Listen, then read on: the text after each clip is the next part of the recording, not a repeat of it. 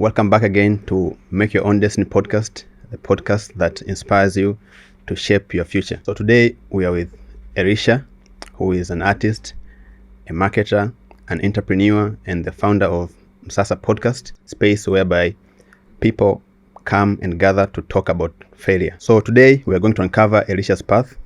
So as we do that, Elisha is going to share a story that no one knew.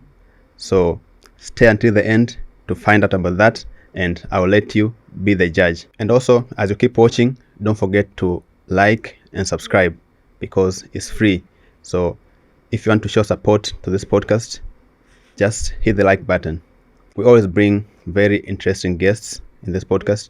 So if you have any other guest that you think is interesting and he or she is going to share value, just comment down below their name and we'll make sure we'll reach out to them and bring them in this podcast. So I'm with my brother Elisha. Elisha. Yes, bro. You're welcome. Asante. I'm happy to be here. Yeah. So who is Elisha? It's a broad question. Yeah. Elisha is a guy who has dreadlocks but is not a Rastafarian. Okay. Who likes the Rastafarian thought process and religion but still eats meat. Rastam la nyama. Okay. Elisha is a marketer, a creative, a singer, songwriter, musician, artist, event organizer, husband, brother, friend, confidant, mentor, mentee, and Tanzanian, I guess. Okay. Yeah. So you're an artist, a content creator, an entrepreneur. So no, I'm not a content creator. Yeah. But I am an artist. Okay. Yeah. Okay. In my own opinion, with regards to what are the qualities that are required for somebody to be a content creator? Okay. I sincerely don't have them. Okay. Yeah, and I am blessed whenever I have people around me that, in my opinion, are true content creators. I do not think I'm a content creator. I create content. Okay. I do not do it by myself. Anything that has been of any value from my end has never happened because I did it myself. Okay. Yeah. So I'm not a content creator, no. I'm an artist though, yeah. Okay. Yeah. So can you share a bit of your journey about marketing and being an artist and being an entrepreneur? Like, how did you get started from where you started to where you are right now? Sure. So I started doing music before everything else. Okay. Actually, no, I started doing sales and then I got into music. Okay. Because sales is the easiest job to get. Yani mtu yote ambaye kwa mfano they just finished high school. Sorry, I'm going to catch myself speaking both English and Swahili. Okay. Yeah. When you look at the Tanzanian market, right? Yeah. Anybody who is not like a graduate, it's quite difficult to get part-time jobs here, which is quite different from like foreign countries like the UK, the US. You could be mowing someone's garden or you could be cleaning the pool and all that stuff, right?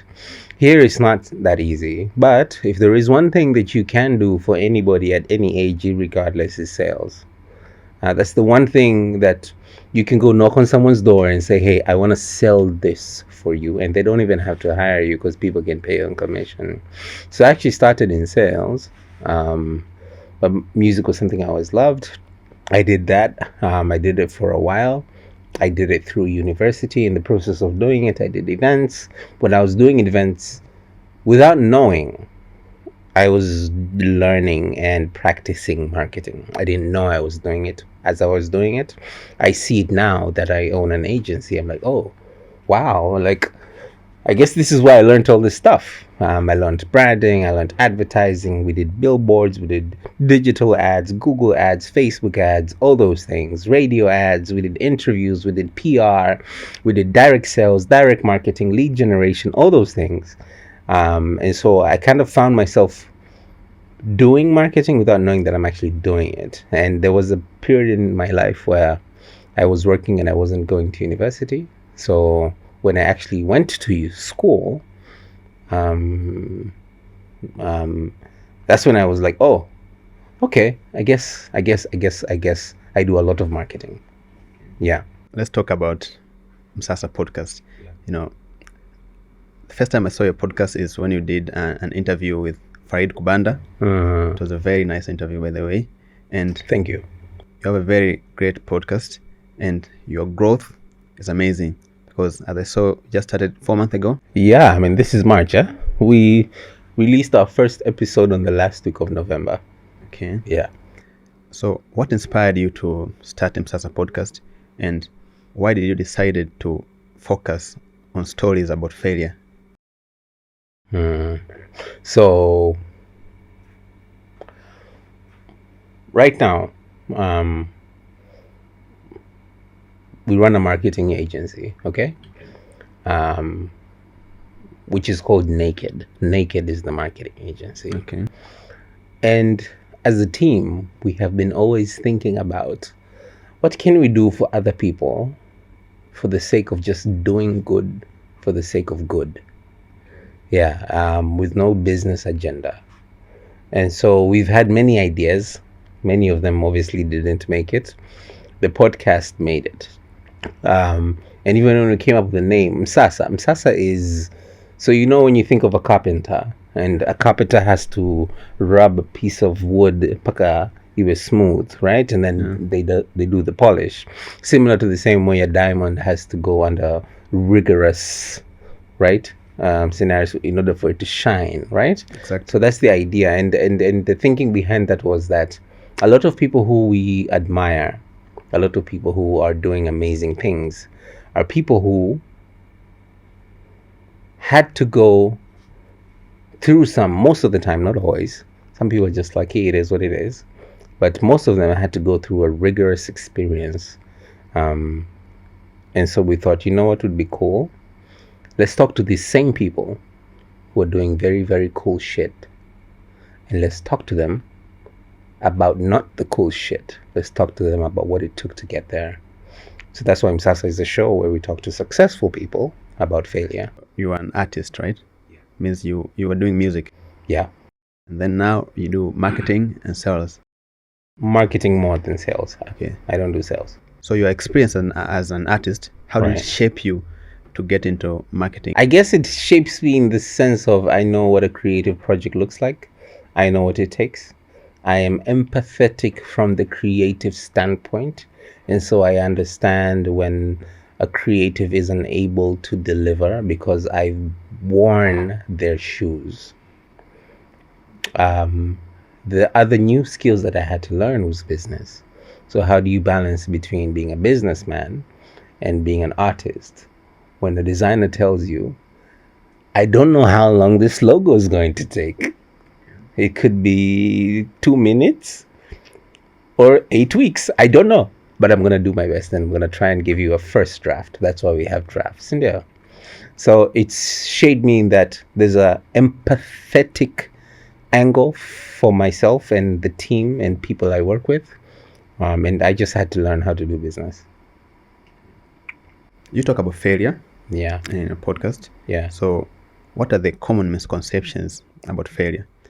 Based on how I look at it, I've failed a lot of times myself. I've started a couple of businesses that has failed, but every time I fail, I learn something new, and I really like failing, but as long as I keep failing forward, that's what I like. I keep trying and failing forward. Yeah. So based on your approach, what's the most common misconception about failure? That failure is bad. That's the misconception. Failure is a bad thing to do. Ukiwa shule, when you do an exam, you either pass or fail. When you fail, you feel terrible. And you're a bad person and you didn't study enough because you failed something. And that in itself is the misconception, because if you did not fail, how are you supposed to get better? Most of the time, it does seem like the people who fail the most and fail the quickest make it. And everybody else doesn't make it. So you're kind of lucky that you're able to fail, and as long as it didn't kill you. You know what I mean? Yeah. So the misconception that I think revolves around failure is that it's it's the end of the world. It's really not. You just failed. You fucked up. Pick yourself up. Move on. And fail again, and then again, and then again. Get over yourself. It will happen over and over. It's more along the lines of, who are you after you failed? I think it's very, very bad, because I remember at school we used to get punished just because we failed. Yeah. I think that should change, and we should be rewarded for failing. I don't think we should be rewarded for failing, though. No. Because then there's a difference between embracing failure and rewarding failure. I think we should embrace it. We shouldn't be scared of the rain. But you shouldn't necessarily be rewarded for doing bad things. What's the biggest failure that you've had in your life?